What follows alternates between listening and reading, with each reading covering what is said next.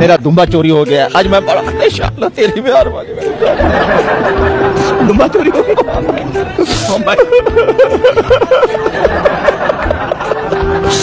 नहीं दुम्बा क्यों चोरी? सुबह ठंड सी, अच्छा राती मैं सोया, सुबह उठिया दुम्बे दे खाली रस्सा पे है, दुम्बा नहीं है। रस्सी ते है ना ते कोई गल नहीं, अगे ओदे दुम्बा पवा लेना। मैनू एक बंदे पे शक है, वो कौन है? नवाज शरीफ।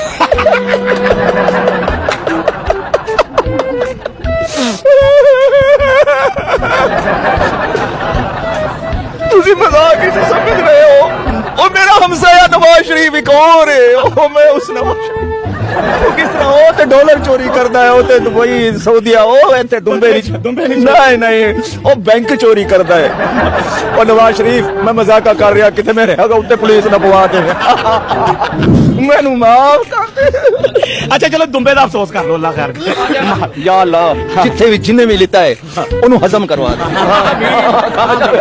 मैं और ले लवांगा, लेकिन है मैनू आदमी शक फिर भी नवाज शरीफ करे।